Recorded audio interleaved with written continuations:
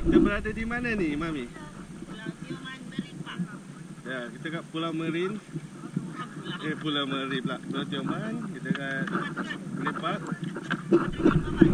So, kita atas pelantar minyak. Buya. Apa nak kan? Okey, Mami TikTok. Papa pakai pelampung. Ya. Kenapa?